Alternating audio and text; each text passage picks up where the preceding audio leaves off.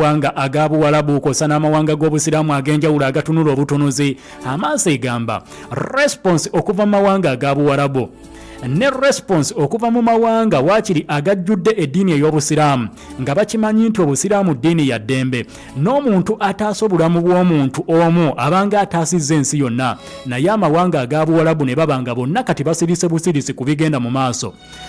Okusinziira kuba Hamas bagamba it is unacceptable to leave our people alone in this fateful confrontation without real support that rises to the challenge and the crime. Hamas egamba nti amawanga ga Bwarabu bonga ba Hamas kibakubye wala nnyo okulaba nti amawanga ga Bwarabu basirise busirisi. Tekikkirizika okubeera nti musirise busirisi mutunula butunuzi nga abantu baffe balekeddwa ttayo bali awo tebamanyi na kiddako abawangalire Gaza wakati mu confrontation okulumbibwa olutakya ne mulemererwa okubeera nti muwaayo real support etegeerekeka nti amawanga ga Buwarabu okuli ggwanga ki lyoyinza okumenya gonna agali awo Bahrain, ggwanga lya Oman, ggwanga lya Qatar, ggwanga lya Saudi Arabia, jangu ku United Arab Emirates, jangu ku mawanga gonna agali awo nti bonna balemeddwa okubaako kye bakola, bonna balemeddwa okubaako support gye bakwata bawa abantu b'e Gaza oba waakiri okusitula amaloboozi mu solidarity okuyimirirawo abantu b'e Gaza.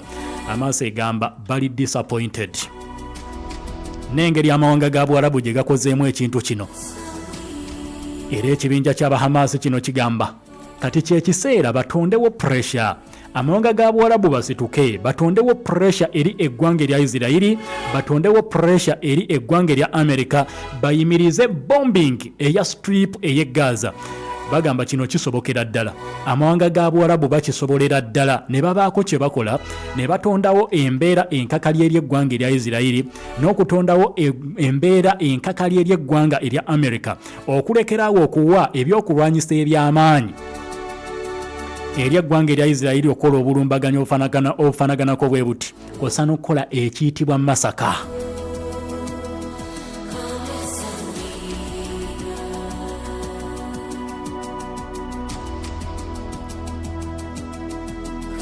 Munnange okusinziira kuba Hamas era bongerako ne bagamba ebikolwa bino ebikolwa ebyettima ebikolebwa mu kitundu kyabwe oba mu ggwanga lyabwe kye basobola okubeera nti bagamba ebikolwa ebiri barbaric ne attacks ezizze n'ekyagudde mu Shujaiya olunaku olwaleero ku makya mu lutalo olugenda mu maaso. Kakati Hamas egamba waliwo kye bayita barbaric strategies and tactics nga bikolebwa amawanga ag'enjawulo. Engeri barbaric tukinnyonnyole tutya? Be bayita bakifa mutima, omuntu atalina mutima ali awo. Ebikolwa ebyekka eby'obukambwe ebikolebwa n'engeri ezibagibwa nti batuula ku board ne bagamba kaakati tugenda kubawa nti tugende tukube district eya Shujaiya ne bajja n'ennyonyi mu bwengula ne bakubanga tebasosodde obwana obuto ne bufa ne busogonyoka. Kati bagamba tactics zino ezisinga zikolebwa amawanga gano abiri, eggwanga erya Isirairi n'eggwanga erya America, nga gavumenti ey'eggwanga erya Isirairi ekulembera Benjamin Netanyahu ekikola awatali kutya kwonna nti oba ensi yonna endaba ng'ekikola against Palestinians. Kati bagamba bino byonna biteekwa okubeera nti bikoma amaziga gaggweewo mu luwannando lw'e Gaza.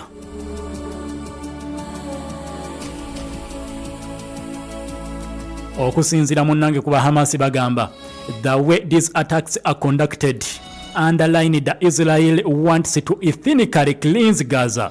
Okusinziira ku bino byonna ebikolebwa obulumbaganya engeri gye bukolebwamu buteeka olukoloboze ku kigambo ekinene ddala ekiriko ekiruubirirwa ky'eggwanga erya Isirairi ekyokwagala waakiri okusaanyaawo kye bayita ethnic cleansing, bamalewo buli kye bayita omuwalabu awangaalira ku ttaka eryo eri balinaanye erya Palestina, bamalewo abawarabu bonna abali mu kitundu ekyo mu ngeri y'okubakuba okubasaanyizaawo ddala.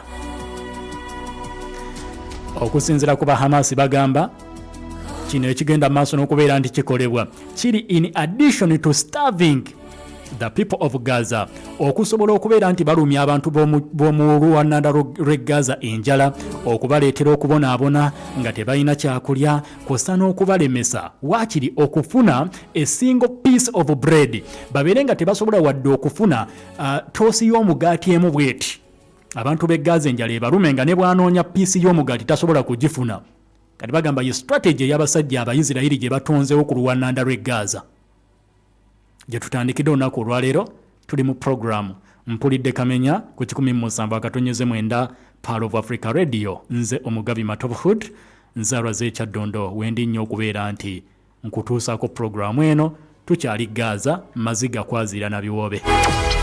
Report in depth. New video today from Israel's military claims to show.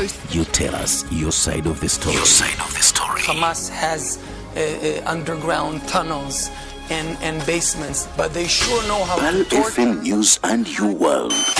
Behind every statement, there is a bigger story. Get the bigger and real story. This is Pearl FM. Ekkola ly'omuntu wa bulijjo. Pearl FM ekkula ery'omuntu wa bulijjo byonna ebigenda maaso mu nsi yonna oba obitegeera bulungi nnyo nnyini ddala kasita oteekako Pearl of Africa Radio. Nkugambye nti tuli Gaza. Isirayiri erina ekintu kye yalonchinze oba enteekateeka gye yatandise strategy empya ze babaga n'eggwanga erya America. Enteekateeka eno baagituumye Trump program. Tujjukira bulungi omukulembeze w'eggwanga erya America Donald Trump aliko mu kaseera kano bwe yali ajja mu bukulembeze alina speech gye yakola eri abasiraamu abali bawangalira mu ssaza ly'e Michigan n'abasuubiza nti bw'anajja mu buyinza agenda kulwana okulaba nti eddembe libaawo mu luwannanda lw'e Gaza, agenda kulwana okulaba nti waakiri abawarabu abawangalira awo eddembe lyabwe libaddizibwa. Ne kati essaawa ya leero Trump bwe yajja mu buyinza kye yasookerako okubeera nti ayisa ng'ayagala Gaza oba oluwannanda lw'e Gaza Amerika erutwale.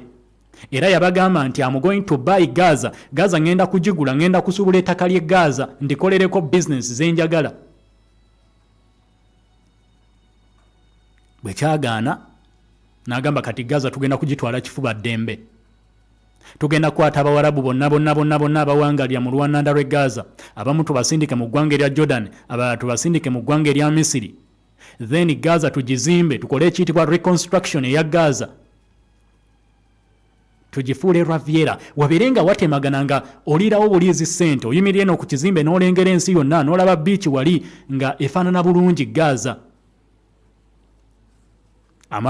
Nenzija wano nenkugamba amawanga ga Buwarabu bagaanye ekyo kubanga twali wano twali ne Haji Kasimu Kaira ng'akola analysis n'akugamba eggwanga lya Buwarabu erigenda okukkiriza aba Palestina babajje Gaza babasindike mu ggwanga eryo ligenda kubeera nga lyetulisizzaako bomu. Nti bw'okwata abantu bonna abali e Gaza ba Palestina already Jordan nga wafuna dda aba Palestina mu ntale ezize zitambula okuva mu mwaka gwa 1948 emmundu eyatokote yasookera ddala nga Isirayiri yagala okweyawulako ekyalina okutondebwawo amawanga abiri nti Palestina libeere eggwanga ne Isirayiri nga ggwanga, Isirayiri efuneko ku ttaka ne Palestina efuneko ku ttaka ne bakkaanya ebyavaamu okulwanagana endagaano eyo n'efeeri nga Isirayiri n'afuuka eggwanga Palestina n'atafuuka ggwanga. Bonna badduka abaali awo ne bagenda bakyamako mu mawanga agalinaanyeewo. Nti ne mu lutalo olwaddako olwa 1967 waliwo Abapalestina bangi abadduka ne bagenda era mu ggwanga erya Jordan. Nti kati bwe babanga gye bali bangi abamu bagenda Lebanon, abamu ne bagenda Syria n'awalala. Nti kati bw'obakwata n'obaleeta ogenda kubanga eggwanga lyo majority esinga okubeera ennene yeeyina ekiruyi ky'okwagala okuddayo okuwamba eri ewaabwe. Ogenda kubeera ng'osanga obuzibu wansi w'obukulembeze bwo. Kati n'amawanga ga Buwarabu kyennyini kye baalaba.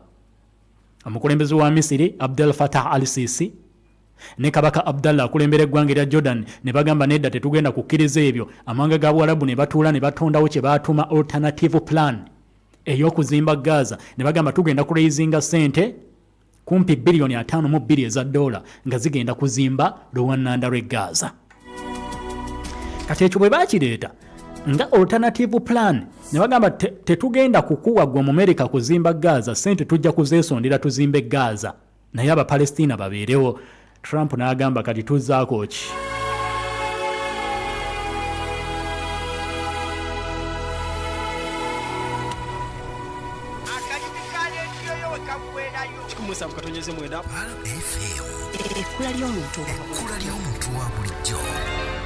Kaakati ekyatandise e Gaza oluvannyuma lw'abali okuleeta alternative plan, waliwo kye bayita Trump program.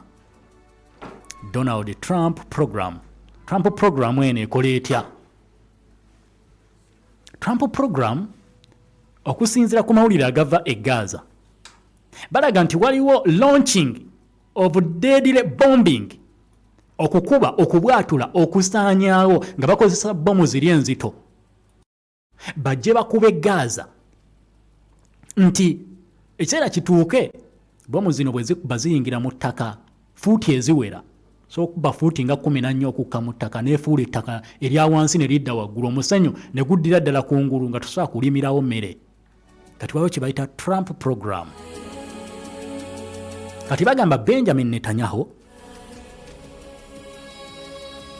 yeetaaga eggwanga erya America nga liri e Lebanon, eggwanga erya America nga liri e Syria, eggwanga erya America nga lirina access ku Gaza, eggwanga erya America nga lirina access ku West Bank, kw'ossa n'eggwanga nga basobola okubeera nti bakyuka bakozese ebitundu ebyo oba amawanga ago gonna bataaninga against Iran. Oba onfuna nti nkuddiramu okusinziira ku mawulire agavaayo bakulaga nti United States nga yeeyambisa eggwanga erya Isirairi ne operation zonna ezigenda maaso mu kitundu kya Buwarabu kyonna ekyo, sonda ziraga nti beetaaga United States in Lebanon. Gavumenti eri Lebanon ebeere nga etambulira ku ntoli za mu America, akuba bukubi ntoli nekikolebwa e Lebanon, nti America bwemaliriza neyeyambisa Isirairi okweddiza Syria, of course nga kiringa ekyatuukiridde ekya Syria ku bulumbaganyo ku Jaka Asadi, Syria bwe yagwa byonna obiraba. Kati ne wabaawo ne pulaani ey'okubeera nti America ebeera e Gaza esimbewo amakanda mu Palestina awo, then ne West Bank of course ebigenda maaso singa tulina TV nandikulaze ku butambi obw'enjawulo obulaga amayumba g'abantu nga gasaanyizibwawo bulldozer zijeza Abayisirayiri no ennyumba ne bagisaanyaawo, aliwo ne bamugamba vaawo ettaka ne litwalibwa. Kakati bagamba bino byonna ebitundu ebyo America bw'emala okubijjamu, then they turn against Iran ng'eggwanga lye beetaaga okutajetinga awo.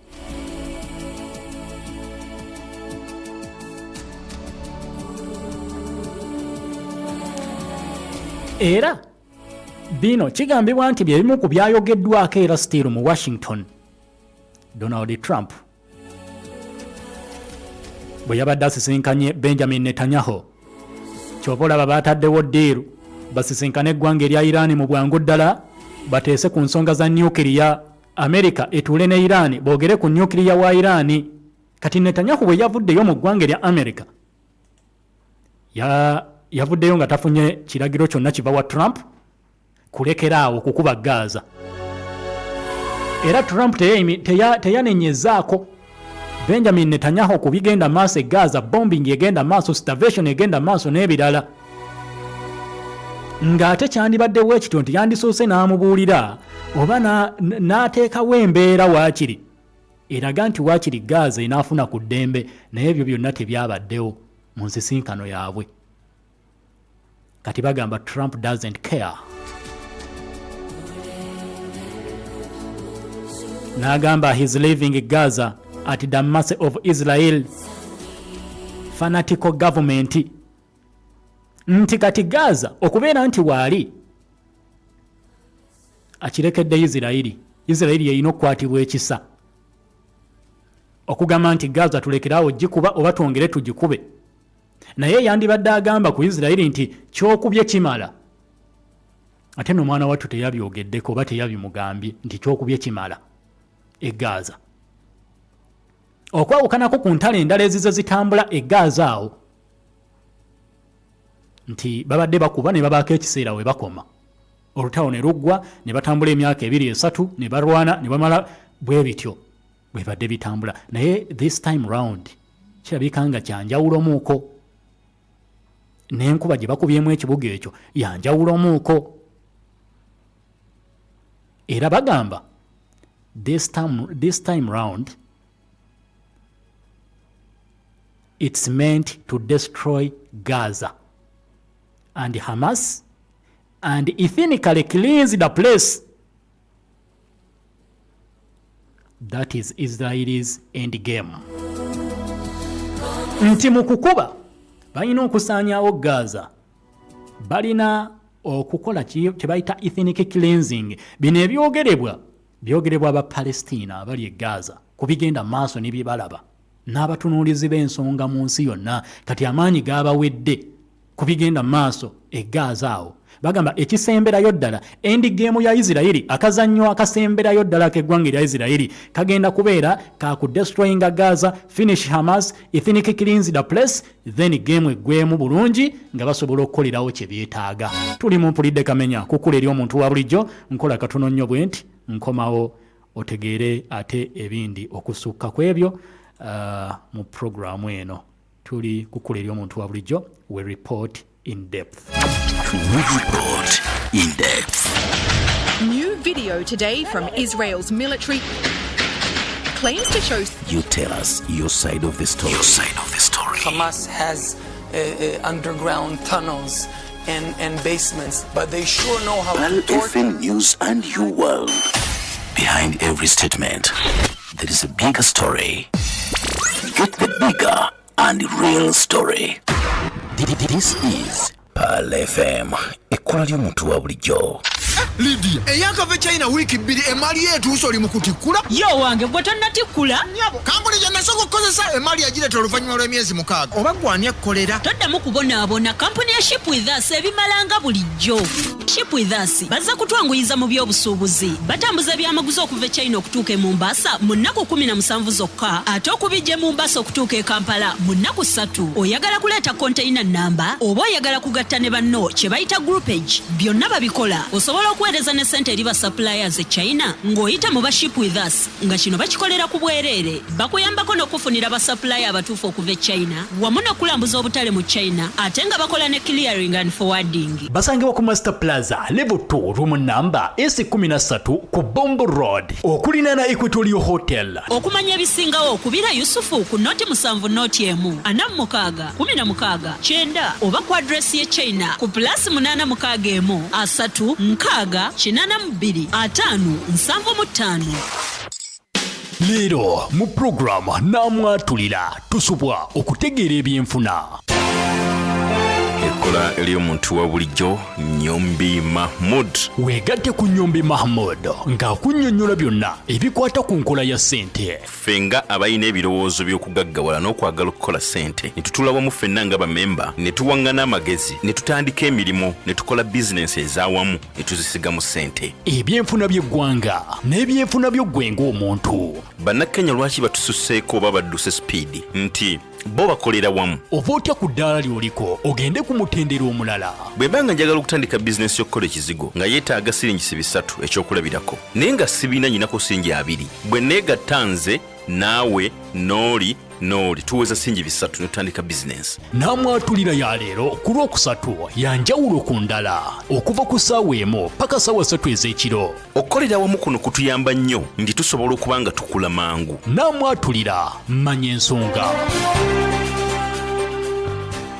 Buli muntu kimukwatako okuyiga okusoma Quran, okugifumiitirizaako n'okugitegeera. Kati ku Pal FM buli lwa Mande okuva ku ssaawa 11 paka ssaawa 12 ez'okumakya tukusaba okululidde programu naawe osobola okusoma Quran mwogenda okuyigira bute bwe basoma Quran otandika otya okusoma Quran mateeka ki agafuga omusomi wa Quran na buli kimu kyonna kyewandyeetaaze okutegeera ku kusoma ekitabo kya Allah. Okusoma Qur'ani kya bbeeyi era omuntu agimanyi abeera mwensiimu kuno ku nsi ne ku akhira. Kati yiga okusoma Qur'an mu puroguramu naawe osobola okusoma Qur'an buli lwa Monday sawa 11 paka sawa 12 ez'okumakya ng'ekutuusibwako Twahira Islamic Center Online School ekuteeketeekedde enkola empya ey'okuyigirizibwa okusoma Qur'an mu butuufu bwayo ng'oyita ku mikutu gy'okumutimbagano ku ssimu yo ng'osomera wonna w'oba oli mu budde bw'osobola okumanya ebisingawo ku nteekateeka eno kuba ku nooti 7 nooti 8 38 46 nooti 4 ye Twahira Islamic Center Online School.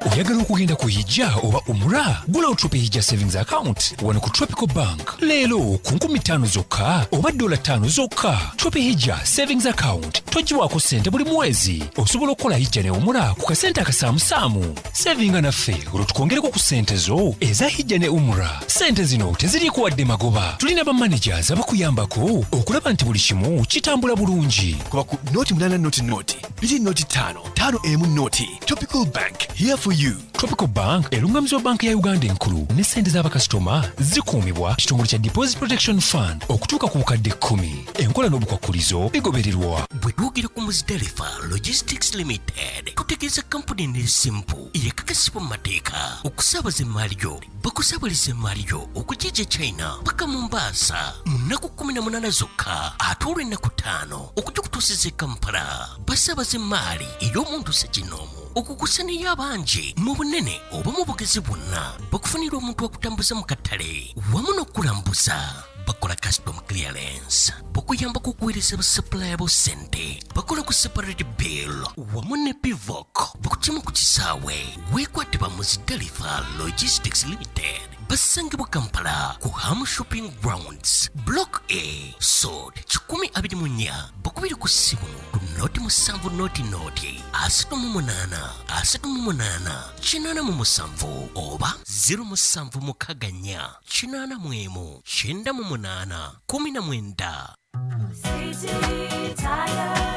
There's nothing that beats driving your car and knowing you will get to your destination safe and sound. That's why I go to City Tires. At City Tires, they make sure that I enjoy driving my car by providing the best quality tires and service available on the market today. City Tires is also the authorized distributor for Pirelli, Kumho, and MRF tires. They also provide computerized wheel balancing, wheel alignment, and so much more using the latest equipment. City Tires, keeping you safe on the road.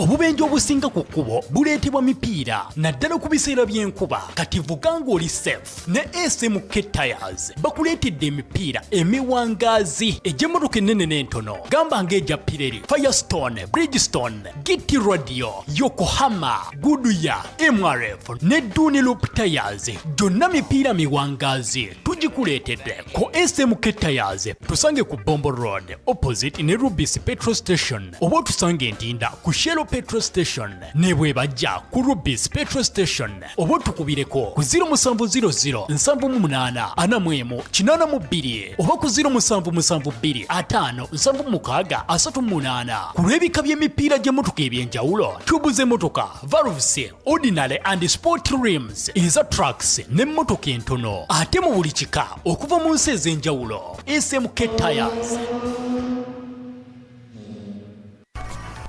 Oweduka, mama agambye muweeyo pembe. Wabula pembe. Buto wa pembe, sabuni wa pembe star, oba engano ya pembe high quality flour. Anti byonna mbirina ebintu bya pembe biri ku mutindo gwa waggulu nnyo. Chapati bw'ozikandisa engano ya pembe, n'osikisa pembe oil. Ate engoye n'ebintu n'obyozesa pembe star soap. Obeera naawe pembe tobuzaabuzibwa. Buuza pembe oil, pembe star soap oba pembe high quality flour. Engano ya pembe bisangibwa mu maduuka ne supermarkets zonna mu ggwanga ate ng'akabeeyi kalungi nnyo. Mpozi mama yakutumya eki? Butto wa pembe.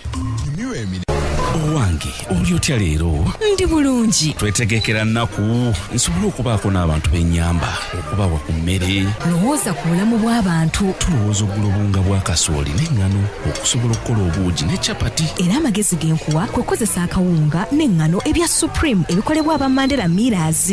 Spring Flour agira mbungu obwa kasooli n'eŋŋano alimu ebirungo ebizimba omubiri ateereddwamu ebirungo ne vitamins 9. Eŋŋano ya Supreme egonda era ng'ekozesa ne butto mutono. Musange mu supermarkets ne mu maduuka gonna okwetooloola eggwanga. Spring Flour akolebwa aba Mandela Millers ebisega ku roundabout Masaka Road.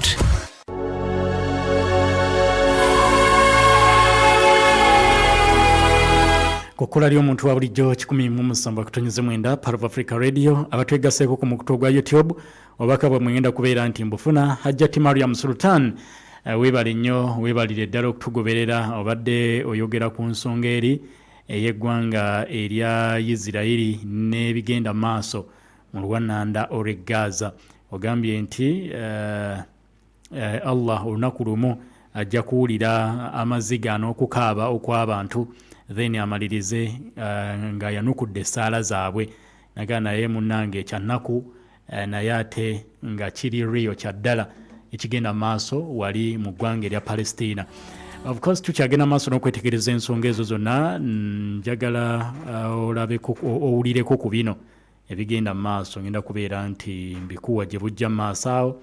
Donald Trump we yali asinkanye ne Benjamin Netanyahu bye baayogerako ba bye bakkaanyaako ng'abantu ababiri. America tariffs zejja ku ggwanga erya Isirairi ziri ebitundu 17 ku buli 100. Trump n'agamba mwe Abaisirairi tubateekamu ssente nnyingi billions of dollars nnyingi zetukwata buli mwaka netuteeka mu ggwanga erya Isirairi. Byonna ngenda kubeera nti mbikuwa n'ebyogeddwa ebyokuggala amasomero eri mu East Jerusalem. Isirairi yalumbye amasomero n'egamba amasomero 6 bagenda kugaggala gabadde gasomeramu bannansi b'eggwanga erya Palestina. Binagenda kubeera nti mbikuwa naye mukadde kano kikulu nnyo mu byokulya byolya twakamaliriza omwezi omutukuvu gwa Ramadan abamu tukyasiba ennaku eza 6 naye kyolya kikulu nnyo kiteekwa okubeera nga kyakakasiddwa bannaffe aba Uganda Halal Bureau. Anaku olwaleero nate neegattiddwako omukulu okuva mu Uganda Halal Bureau agenda tubuulira amannya ge n'ensonga gy'atuleetedde olunaku olwaleero okutusomesaako ku bikwatagana n'omutindo gwe Omuyisiraamu wonna wooli naawe atali Musiraamu byolya kikulu nnyo by'oteeka mu lubuto okulaba nti tebijja kulwaza n'ebyokozesa mu bulamu obwa bulijjo. Sansa okulaba. أعوذ بالله من الشيطان الرجيم بسم الله الرحمن الرحيم الحمد لله ثم الصلاة والسلام على أشرف الأنبياء والمرسلين أفضل صلاة الله وسلامه وبركاته عليه أما بعد السلام عليكم ورحمة الله وبركاته. وعليكم السلام ورحمة الله وبركاته. أمانيا مبيدو موسى فمشتغل شيء Uganda Halal Bureau إدانغا ndi mukugu mu food science and food technology era nga nze omu ku ba auditors ab'ekitongole ekyo abagenda mu factory ne company ez'enjawulo okwekebejja ebyokulya n'ebyokunywa okakasa nti nno bigendera ku mateeka agaffe ag'obusiraamu. Era nga tukola ne ttiimu ya sharia ttiimu zibeera 2 buli kiseera ezekebejja ebintu byaffe.